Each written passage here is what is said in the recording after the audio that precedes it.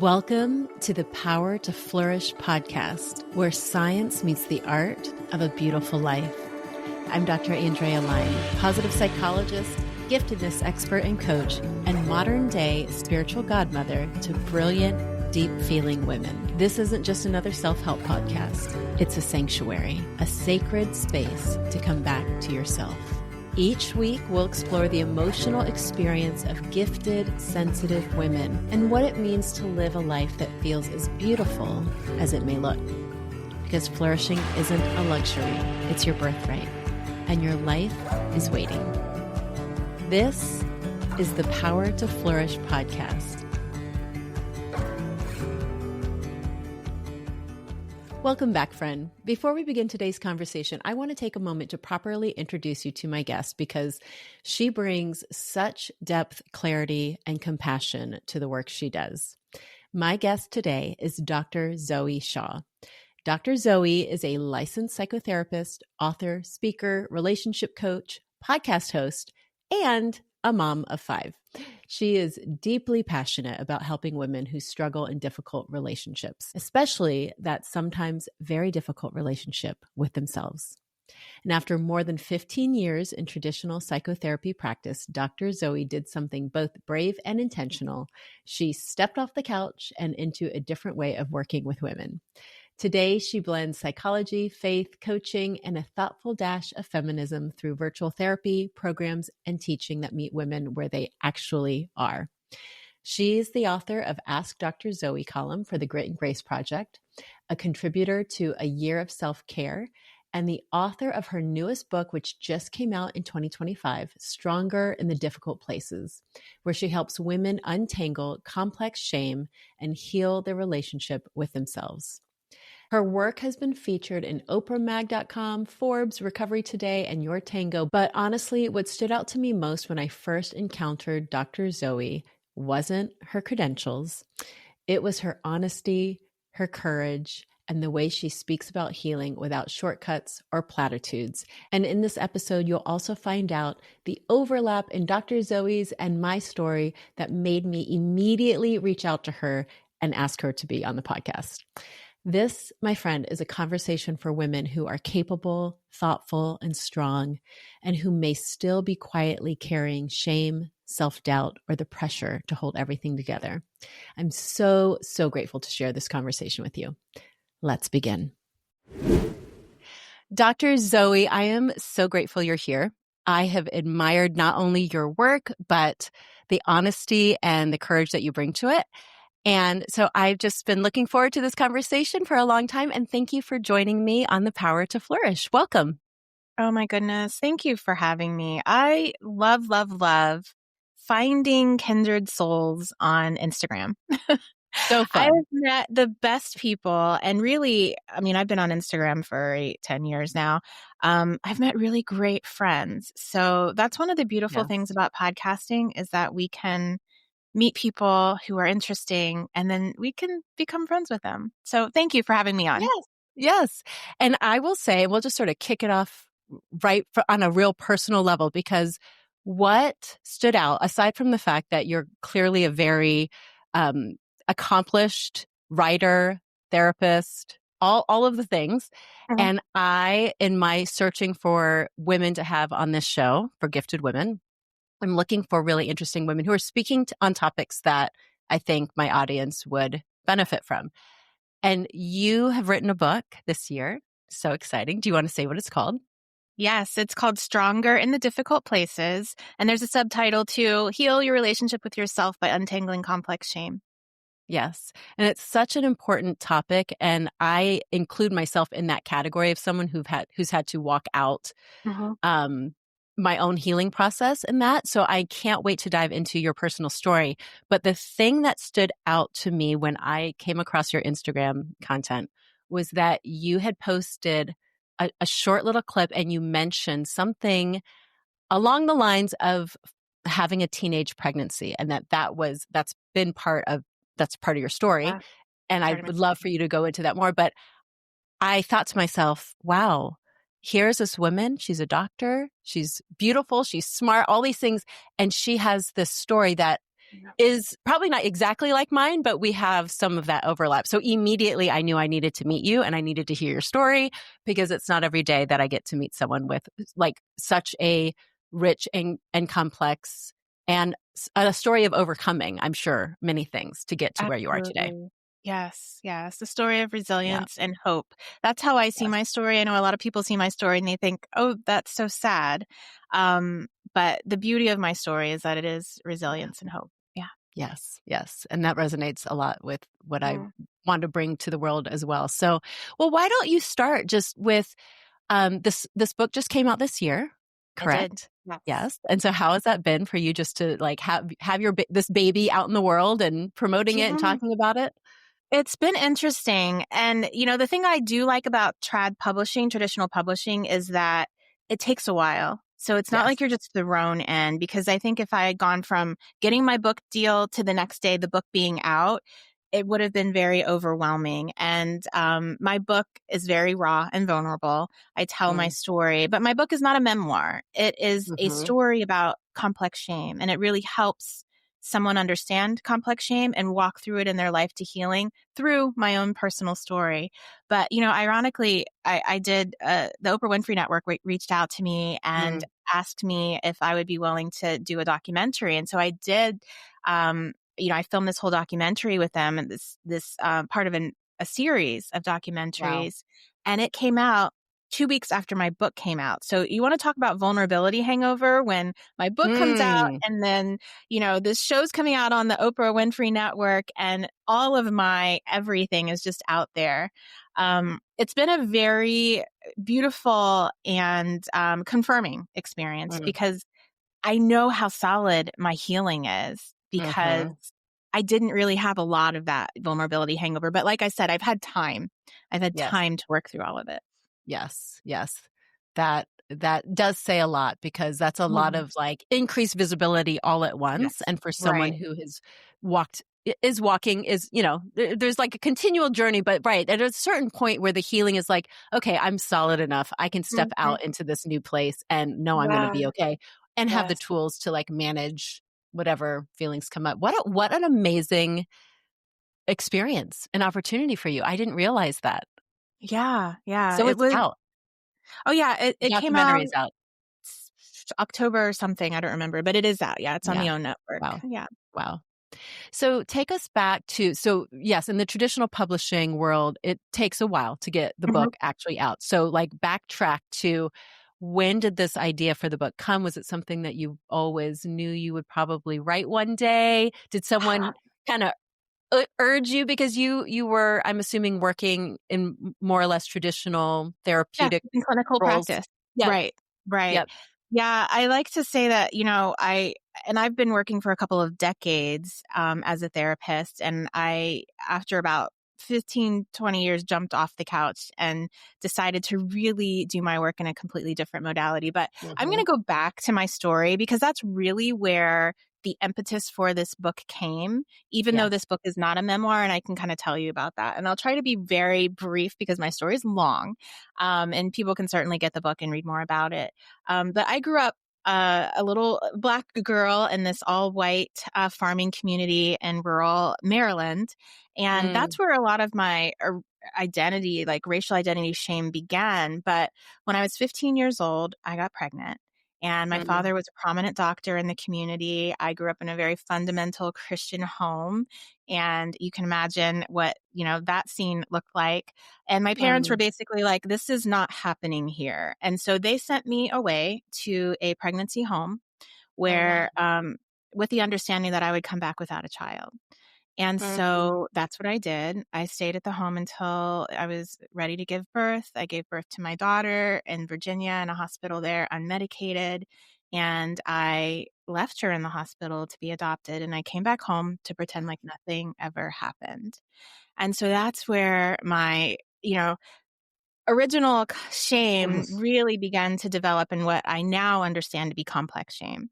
And I went back home Mm, and I hid and I pretended and I really compensated by overachievement. I doubled mm, down academically. mm, I was a mm, phenomenal athlete, got a scholarship to UCLA, did my whole bachelor's, got married very early because of all of my purity culture shame and trying to kind of exonerate myself from that. Um, Mhm. Went on and got my master's degree, went on and got my doctorate degree, and was really just performing, right? Mhm. Mhm. And performing very well. And I had Mhm. 2 more children. And it wasn't until I had my 3rd child, who was my first kept daughter. She was born with a very rare genetic disorder. When my shame dam broke, I really created the story for myself sitting in the NICU, not knowing if she was going to live or die, that God was punishing me for having placed my first daughter for adoption, and now he's punishing me and my daughter. And of course, this is a false story, and we all know that. But in that Mhm. moment, I felt that Mhm. very, very deeply. Mhm. And so I'm not gonna, talk about it too much, but Mhm. I had to walk myself through this process of overcoming complex shame. And there were so many things that happened as a result, and, telling my shame story and learning that that didn't work because what I had was complex shame, not simple shame. And so for someone out there who, most people understand what shame is, we can talk about the difference between guilt and shame. Mhm. But when you experience shame and you apply the Brene Brown Mhm. antidote to shame, which Yeah. is we talk about shame, we experience external or external compassion, and our shame melts away, right? It is Mhm. really like a miracle cure, Mm. except when it doesn't. Mhm. And when you have complex shame and you talk about your shame and you receive external validation, a couple of things happen. The first could be that you internally, because you've got complex shame and there's so many things attached to it, you immediately say, oh no, you don't understand. You say this internally. If you really knew, you would not be giving me this external validation. And so therefore your shame stays and Mhm. goes deeper. Another thing that can Mhm. happen is that, especially with marginalized communities, we talk about our shame and we're kind of gaslit for our experience. We're told, oh, I'm sure it didn't happen like that, or maybe you misunderstood, or something like that. And then our shame stays and it goes deeper, right? And Mhm. especially for probably your audience, Mhm. when you are something that I call an internalizer, right? So we have internalizers and externalizers. And for high achieving women, for women who are very empathic or sensitive, we tend to internalize everything, right? We Right. naturally take on the blame. We naturally assume we have to control everything, right? Mhm. And so we are kind of even more primed for complex shame than other people. Yeah. So all of that to say, when I really went on my own healing journey, when I began to name this thing called complex shame and understand what it is and help my clients through it, I knew I had to write. And my Mhm. intention was to write a self-help book, but I wrote a memoir first accidentally. Mhm. And then through the process of working with my agent and the editors, we were able to Yeah. kind of meld my own personal story with a self-help book to help someone walk through complex shame. It's beautiful. Wow. So beautiful. I have so many thoughts and questions swirling in my head, but you shared so much just in that little bit. Let's back up, take a step back just for a Sure. second, because I don't want to assume anyone listening really understands. Let's first differentiate between the guilt Yeah. and simple shame, and Mhm. then simple shame and complex shame, because I do think that these terms get tossed Yeah. around, and people might have a better idea nowadays because Brene Brown has so beautifully put all her work out to the world. But let's just review for everyone. How do you Right. differentiate between those? Yeah. So guilt is what I call mostly a healthy emotion. It's an emotion, Mhm. it's a physiological state even, right? And when Mhm. it's valid, guilt tells us that we've done something to break our moral code. So if we Mhm. feel that we have done something to break our own moral code, we feel guilt.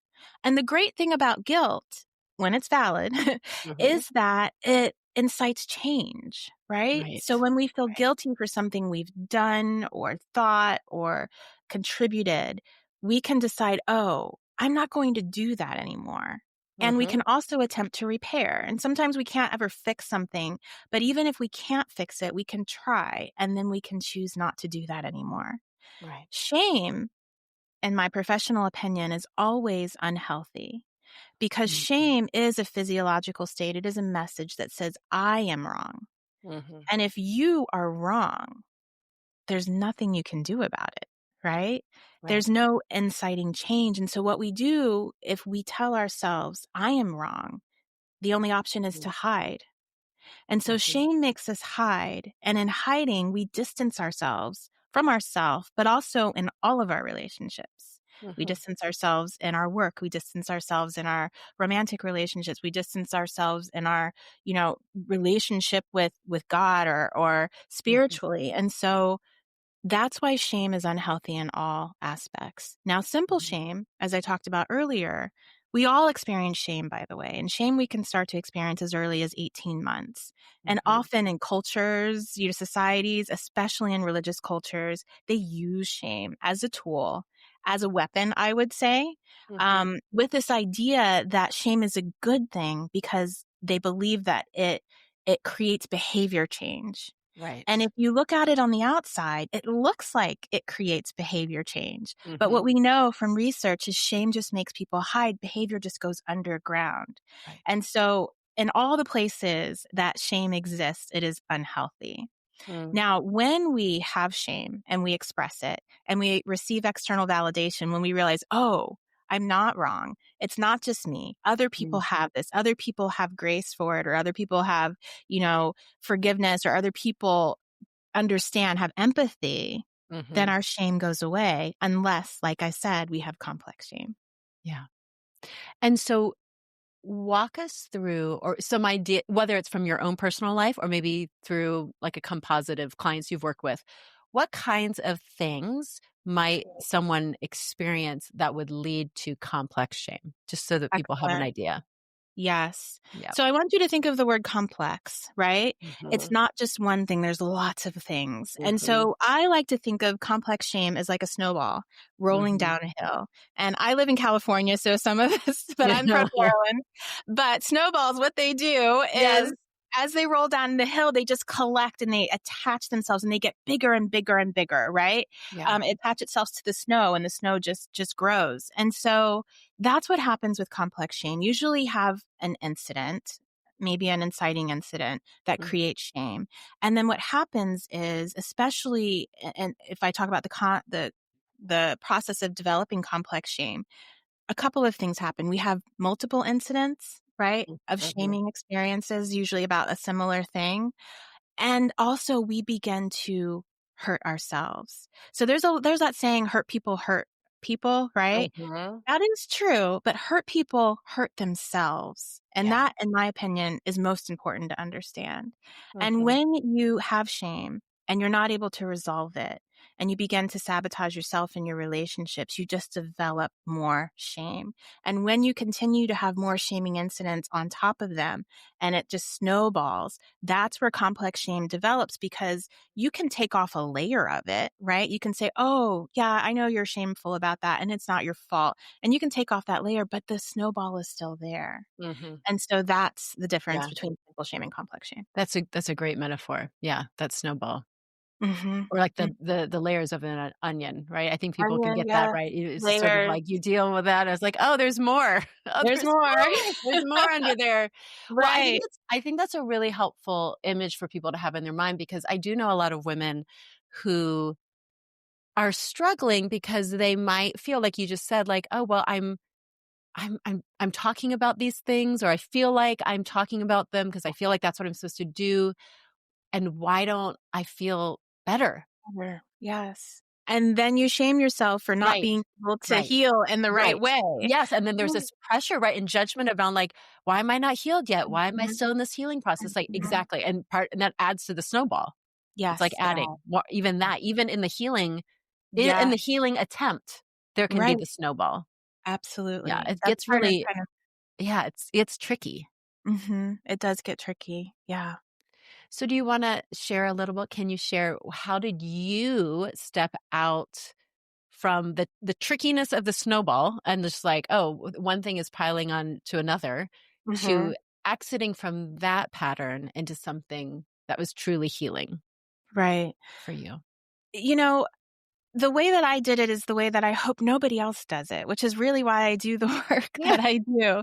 Because I had to come to a crossroads in my life. I had to really burn out from any place of health to get to a point where I was so low that I finally said, no more, I'm done. And I was, fighting all the demons, if that makes sense. So, I came to a place at my father's funeral of all the times when my daughter, who I had reunited with, was going to be there, and the rest of my family didn't know about her.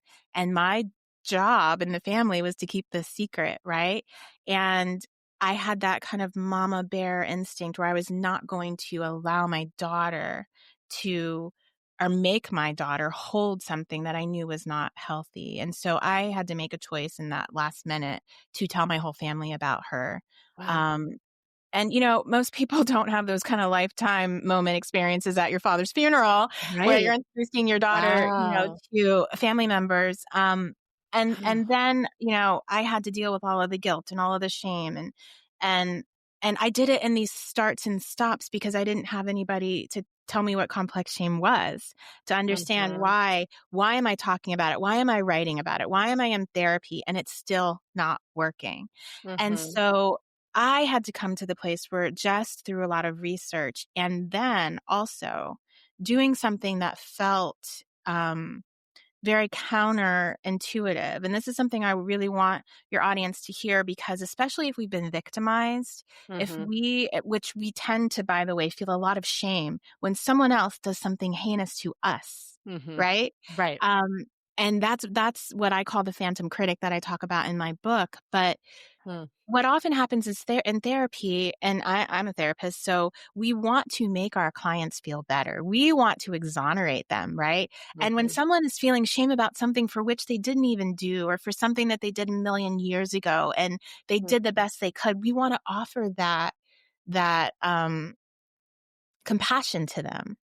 Right. But what happens is because they can't offer that compassion to themselves, it goes nowhere, right? And so I had to learn and understand that even for people who are victimized, part of what we have to do is we have to forgive ourselves for choices that we made in the microseconds, for choices that we made because we had to protect ourselves or someone else. We have to figure out how to forgive ourselves for things that other people would say are not our fault. And that works with the way our brain works in such a way that we can begin to untangle. And so I had to walk through all the things, all those layers and the things that I blamed myself for internally and kind of start to unpack them and place blame almost like on, just like on a team, like this one goes on this team, this one goes on this team, and figure out what I blame myself for, rightly or not, and begin to offer myself forgiveness. And when I was able to offer myself forgiveness, then when I'm vulnerable and someone else offers me external compassion, I can accept it, right? Yeah. Right. One of the things that really helped me with self-forgiveness was the quote, forgiveness is giving up all hope of a better past. And the reason why, and that's is it Lily Tomlin quote? The reason why I loved that is because it's not attached to anybody. It's not attached to anybody or behavior. I am just giving up all hope that my past could have been different, that I could have made different choices, that someone else could have made different choices, that I could have been somewhere else. I'm giving up all hope of that. And for me, that is forgiveness. And when I am really able to get to that place of acceptance, then I can start the healing. But part of that also is my favorite quote, which is all behavior makes sense in its context. So when we put those things together, I'm going to understand that all of my behavior and all of everybody else's behavior in the world makes sense in its context. Yes. And I can give up all hope of a better past. Yep. Then I'm free. Yep. I'm free in the present. Yes. Beautiful. Beautiful, beautiful quotes. Yeah, it makes me think, goodness. Well, first of all, how old was your first daughter when you were reunited at that funeral? She When was that all 8. happened? Oh, well, long At that story. point. We were Okay. reunited when she was 18. Okay. Oh, wow. She was in her early to mid 20s when Mm, I finally, mm. um, disclosed her to the rest of my family. Wow. Yeah. Very brave. Brave. Maybe. And modeling for her something that Definitely. I think that that was the was a most different important. message than what you received when Yes. you were Yeah. younger.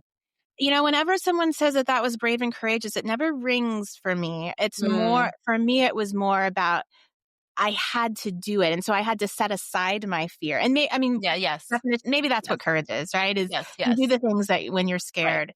But it really was one of those, internally for me, I could do nothing different. And so it didn't Mhm. feel like courage. It just felt like what had to be Mhm. done. Mhm, mhm. Yeah.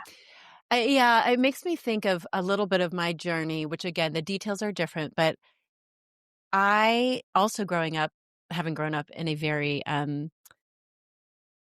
a Christian home, Mhm. Mhm. and well, I'm putting air quotes in that because that can mean lots of things to different people, but Yeah. I will just leave it at that. And I was the oldest, also biracial, father immigrant, like so many Mm, layers of yes. my identity at this Yes. point. And I was young, and I got pregnant, and knew that the father, who was several years older than me, um, was not going to be a healthy person to be in my Mhm. life. That wasn't the story that was playing Right. out. Yes. Um, and I was a little bit older than 15, but Mhm. still, when I look back, I'm like, wow, I was a baby. Your baby. I was a Yeah. baby. And I decided, um, I did have the option. We had a close family friend who said they actually couldn't have, they were trying to get pregnant. And they Wow. were staying with us. They happened to be living with us. They Oh were my overseas and came God. to live in our home Wow. during the time that I happened to get pregnant. And I told that woman first because I was so scared to tell my mother. Mhm. And she was so supportive. And she's like, I'll be there with you when you tell your mom. And she also was like very direct. She's like, maybe not right at the moment that I told her I was pregnant, but at some point was like, if you don't want to go through with this, we will Yeah. adopt your daughter. I ended up deciding to raise my daughter alone, which is a different path. And Yeah. I always say I knew it was going to be a hard path. I Mhm. didn't know how in the world I was going to do it because I Mhm. had this goal Yes. even as a teenager that I wanted one day to get my PhD, and I Mhm. had this dream that I had in my head that felt at that point like the most impossible thing in the world. Like it could Mm. have been like I'm going to be an astronaut and go to the moon. That's what Right. it felt like, right? Yeah. At the time, but I just felt like, okay, I'm going to take this leap of faith. I'm not quite sure how this is going to work out. The way as I walked all of that out, I remember even again in a church culture feeling not that anyone ever said anything to me directly, but feeling like Oh my not goodness. only do Scarlet I letter? feel so ashamed, I'm bringing like to my family Yes. and Yeah. to just right. I just felt like I have the scarlet letter like all Yes. over me, Yep. like walking in. So I had all that, but then even as she got older and I got older, and even as I was stepping into like more professional roles, like a different stage of my life, Mhm. it was always there.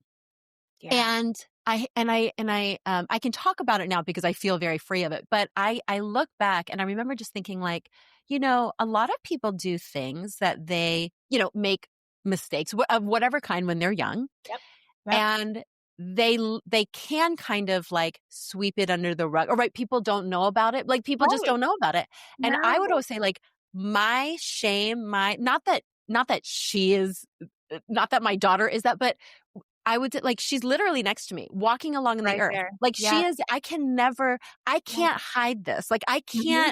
I can't pretend like Yes. this doesn't happen. Everyone's looking at me and they realize or guessing I'm kind of young and I have this Mhm. child, right? So my Mhm. whole life has been like that.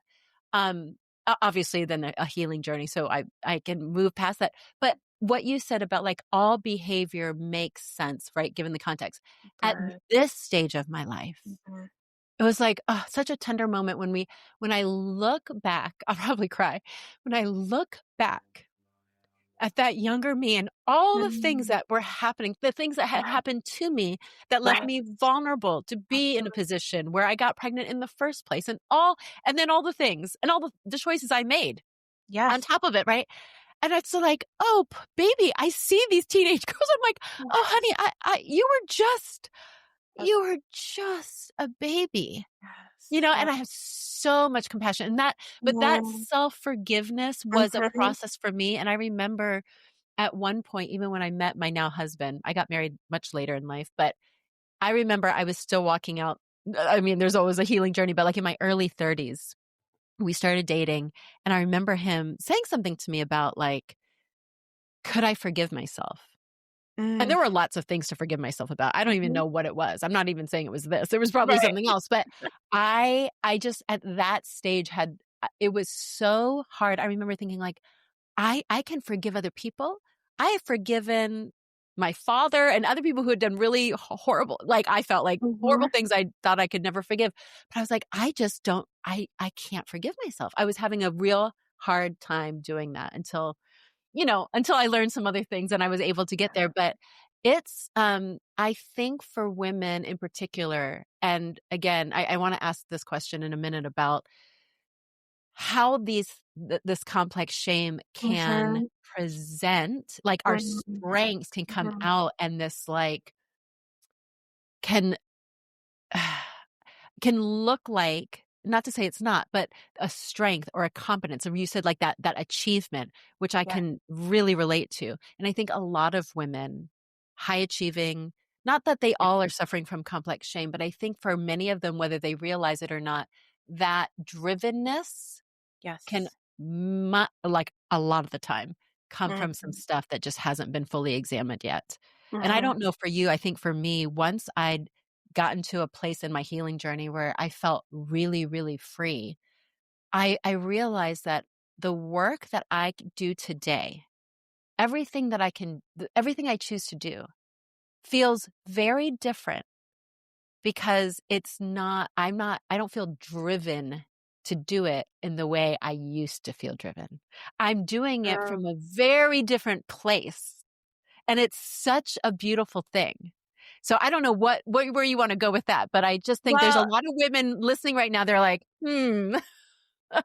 I first have to respond to that because I love that you said that it feels so beautiful, because when I really began to heal and didn't find a need to hustle for my worthiness, I lost some of my motivation. Mm-hmm. And I started to feel like, what is wrong with me? Why am I not as driven as I used to be? Yes. Why can't I get all of these things done? Because I was driving with this engine of, I have to prove myself. I have to stay busy because I don't want to deal with all the things, right? That's right. I have to be perfect. And when Yes. that need went away, I actually felt a little bit lost in terms of my Yeah. identity. And Yeah. so it took me time to realize, oh, wait, I can accomplish from a place of peace. I can Mm-hmm. accomplish from a place of feeling whole already. Yes. I can still accomplish and it not mean that I'm trying to prove myself, That's right? right. I don't But it think, took yes, time. I think it's such an important distinction. And I think for women who haven't fully gone through, if they're on a healing journey and they haven't gotten over to the other side, because I had the same experience for several years, actually. Like I Yeah. stopped work and I stopped. Yes. I mean, I intentionally stopped Remember. everything. And I remember, it was intentional, but I remember thinking like, am I ever going to feel, like, is this ever going to change? Or am I just kind of like done now? Yeah. But another part of me, I realized when I wanted to step into doing this is earlier on, I remember feeling a little uncertain, like that I didn't fully trust myself yet at this particular stage in the healing Yeah. journey. Like, oh, what if I step back into work and I somehow just get swept up in the same energy that I wasn't before, until I realized, oh wait, no, I get to decide that. I Yeah. actually have I get to decide, and I don't have to get back driven by that engine like before. Like I can do it differently. But yeah, that place of achieving, like not Yes. that achievement itself is bad or that ambition itself is wrong or something, but there's a difference coming from that place of wholeness, which is peace, which I call like Mhm. working from a place of rest, Yes. which I never understood before until Mhm. now. Um, and I do think that when people just don't, it's sort of like you don't know what you don't know yet. You don't know until you've sort of walked the path to get to that other side, how freeing it is. You don't, you don't. And I'm going to talk a little bit about what does it look like. Mhm. But when you just mentioned that, if we look at the snowball effect, if we, however you want to call it, as your shame grows and as Mhm. you walk your life and you're holding it, it gets heavier and heavier, but you don't notice it. And it Mhm. wasn't until I really began to work on my shame and I literally felt it drop from my shoulders. I didn't know that that was a lightness that could exist Right. because I was so used to holding, the burden of shame. Yeah. And so for someone out there, because I also recognize that what we just said might feel scary Yeah. because if you're driven Right. and you're motivated, you don't want to take any of that motivation away, Right. right? And so I can understand how someone might think, well, let me just keep on doing this because this is working for me. Yep. And what I promise is that there will come a time when it will stop working Yes. because when you're walking and living your life from a place of essentially defense mechanisms, right? Mhm. They are Mhm. band-aids and Yep. they will not hold up. And Right. so what I encourage a woman to do, what I encourage anybody to do is to work on these things before the dam breaks. Because when the dam breaks, it's not cool. You can Mhm. get back. I got back from my dam breaking. Yeah. But it's so much better if you do it from a place before you get there I and know. recognize that you can still be just as motivated. It just looks and feels differently and it feels healthy, right? Yes. So some of the things that women who have complex shame exhibit is number one is codependency. And a lot of people think Mhm. that codependency is weakness, Mm. but codependency is actually a desire to control. And Mm. there are women who tend to be very strong outside of their lives, like outside of their relationships. Um, Yeah. and inside of their relationships, they can be very codependent. And what that means is that essentially you need someone else to feel a certain way, to be a certain way in order for you to be okay. And so Mm. you will bend yourself in a pretzel. You will be hyper vigilant about their emotions. You will do all kinds of things to control them so that you feel better. Now, Mhm. once again, though, when we are internalizers, which I already explained, we tend to also um, be easy kind of prey for people who are externalizers, for people who can be kind of narcissistic. And so we have to pay attention to that Yeah. because when we are codependent, we also tend to be non-boundaried, right? We Yep. don't have as healthy boundaries. And Yep. yet we can also be extremely hyper dependent or hyper independent, I should say, Yes. Yes. right? Which Because can be confusing to people who don't yeah, really fully understand. They hear codependency and they're like, "Oh, that's not me. I'm very right. independent." Yeah. Yeah. Yeah. Yeah.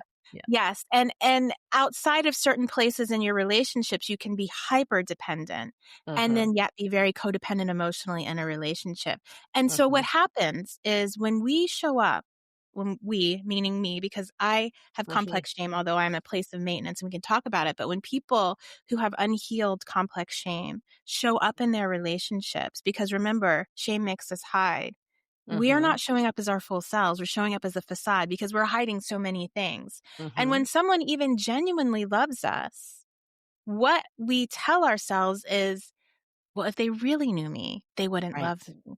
And so Right. that love does not feel genuine to us. And so we are in a relationship feeling unloved Mhm. because of what we are hiding. Because we And can't so receive it. we can't We've receive it. positioned ourselves so we can't Yeah. actually receive it. That's so Right. beautiful. We positioned ourselves so that we cannot receive it. And then we respond to our partners in such a way as if they don't love us, right? And it becomes this vicious cycle. Mm. And so that's something that happens in our relationships. And Yeah. then, of course, we're also hiding in our work and we have this deep sense of imposter syndrome. And eventually Mhm. that sabotages us. No matter how, accomplished we are driven from this place of imposter syndrome. And so you can Yeah. see how this complex shame can kind of just permeate all aspects of our lives. And although Mhm. underneath, or I should say on top, it looks like we are super accomplished, which we are and can be. Yes. And it looks like we have a lot of people would say, you have the perfect, I put that in quotes, perfect life, right? Mhm. Because I was hiding so much. Yeah. Yeah. Yeah. I think you're speaking directly to so many women I know who, Mhm. again, whether they realize that complex shame is underneath all of this, they can relate to that feeling in their relationships, or at least their Mhm. closest relationships, or their relationship to work, or whatever it may be. But Right. we sort of can like look at some of the symptoms where it's like, and it can be like to your point from earlier, it can be hard to know, or to be motivated, I should say, to like start changing some of these things, because it's sort of like I had this picture of like a stack of cards. Like Yes. you've created all the cards, you've made this little your castle or whatever the cards, and you can't. It's you've got it just so, and you can't even tap Touch. one part of it because it'll all Uh, fall. And of course, you don't, none of us really want that, except that then you get to rebuild from the ground up in a way that is a lot of work. And it does take courage and intentionality to do that, but it's so much more sustainable for the rest of your life. Like, aren't you so happy that for the yes. rest of your days, you get to live this way? Right. I mean, for me, I'm like, I wish I had known this in my 20s. I wish I had not just known it, like done it. Like I wish, but Live. again, Yeah, you do the best you can you do. with what Yes. you can at any given point in time. So, Yes, and Dr. Andrea, as you were talking about that house of cards, mm, I felt that viscerally mm, because that is actually in many ways the lie that we tell ourselves. yeah, I have to be perfect because if I tap that, my whole life will fall apart. right. Everything will end. Yes. And that's a lie. And Yeah. so what I want you to do is look at it in this way. Mm, You've got this pristine house. It's gorgeous. It's beautiful. It looks great on the outside. But mhm, you've got this closet. And in mhm. that closet is so much junk. And there's also something in there that's stinky and it's rotting and it's Yes. permeating. It's coming out, right? You can put Yep. in the air freshener and you can do the things in the house so that when Yep. people come in, all they see is the beauty. But sometimes you walk by that closet and you catch a whiff and you Yeah. know what's in there and it Yes. feels heavy. Yep. And so when you do the work, you open Mhm. up that closet and you pull all the stuff out. And that's scary because guess what? There's so much in there, it could fill up a Yes. room. Yeah. And your house looks a bit of a mess and you're Yes. thinking it's worse before Yep. it gets better, right? But it Yep. will get better. And so once you start to Yeah. clean all of that out, all of a sudden now you've got a closet that's clean and Mm, ordered and mm, beautiful. And you mm. don't have to hide it from your guests when they come in, Yep. right? You can Yep. walk by it and smile because you Yeah. know. And so I promise you, although the lie tells you if I touch that house of cards, it's going to fall apart, the Yeah. truth is that it's just a closet and you can Yeah. open it up and you can clean it out. Yeah. Yeah. Yeah, I have a very similar metaphor that I used to Mm, use with clients of mine. I worked in residential treatment for a long time, and so it would be very long term, mm, long term work, intensive work, and I would add on to this yes. illustration you have that I said for a time, like you've Mm, been really used to making sure the facade of your house right looks really beautiful. It's like freshly yes. painted and everything, and so when you redirect that energy to dealing with the closet, cleaning out the Mm, basement, like making sure everything the foundation is strong in the house. yeah. Sometimes the front of the house gets a little neglected, right? And it can look worse for a little bit, right? From the Yep. outside even. Like you may not feel as put together. You may not look as Mhm, put together. mhm. And you've got to be able to just know that the long-term project you can Right. get back to later and like freshen up the front of the house once you've done the real work, but like just don't worry about the front of the house for a bit. I love that. It's I love hard it. It because is hard. we wanna make it we wanna keep it looking nice. I get Yes, it, you do. that's You it's a do. human I think it's just a real natural human, tendency. So, oh my goodness, this topic, I feel like we could talk for a long time about it. It's so good. But I do think it's important because I think there are a lot of conversations that are happening out there amongst really successful women and even about healing journeys. And I think it's beautiful. I think people can tune in and hear a lot of really great stuff. Yeah. I do think that sometimes we, even the idea of like your life will not necessarily totally fall apart. Like, yes, that's a lie. Like the fear if I touch this card. However, some things will probably need and will shift and be different, right? And so we don't always know exactly what that will look like, and so it's scary. Can It's you, scary. as we close up, I mean, there's lots of things I'm sure you could share, but could you just share a little bit about for you? I know you're a woman of faith.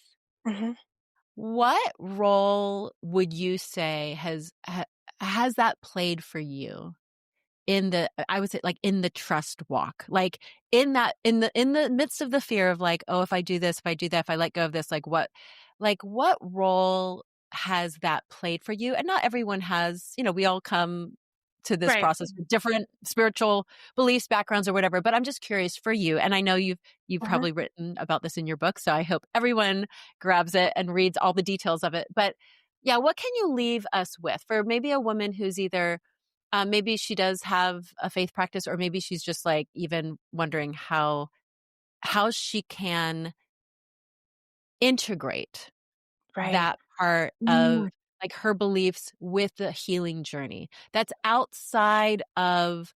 There's a lot of good work that can happen in the therapy space, and not that you can't integrate your faith there, but just in your day-to-day life. Like, what did that look like for you? That is such a good question, because I find that a lot of women of faith, no matter what, their religious background is, because a lot of faiths have a lot of patriarchy embedded into Yeah. the faith. And as women gain strength, like real internal strength, they feel that their newfound self conflicts with their faith. And a lot of people, I mean, you've heard of, a lot of deconstruction of people's faith and things like that. And what I have found, and what matters to me deeply, is that people understand the difference between religion and your relationship with your higher power. For me, it's God, right? I call God. Because humans have been so infused in I mean, obviously we're human, so we infuse our humanity and our lens into religion. But for me, I had to focus not on the purity culture, which created a lot of trauma and shame for me, not on a lot of the teachings that I learned growing up in the church, but for me, my relationship with God, and because I am a Christian, what I saw Jesus walk out, which is totally different than what people in the church walk out. And so I did not feel a need to distance myself from God. Distance myself from some of the teachings of the church, 100%. But I was able to separate the two. And so for anyone who's kind of struggling in that way, feeling like, well, I've got to kind of denounce my faith because in order to save myself, right? I don't think we have to do that. I know we don't have to do that. Yeah. I had to see God through a different lens, which was not a punishing, not a hateful, a scornful God, but a God that actually didn't create me to feel shame, right? And when I began to understand that, then I was able to be free to both be who I was created to be and have my own relationship with God. Yeah. It's beautiful. So beautiful. I'm so glad that I got to have this conversation with you. I really do feel like I could just talk to you for another hour. I will respect your time. But yeah, it's so important for women like yourself to just like, open up the curtain and like share, just share the stuff and like write it out, share it, because I think most women they don't know how to do that. They wouldn't even know where to Been taught begin. not to.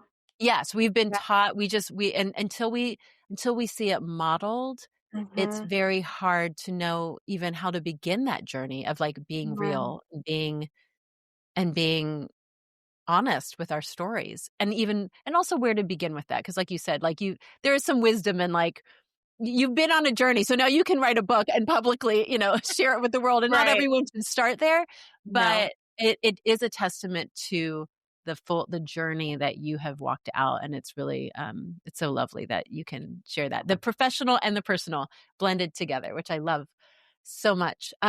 So where can people find you? Where do you want to send people to learn more about you aside from getting the book?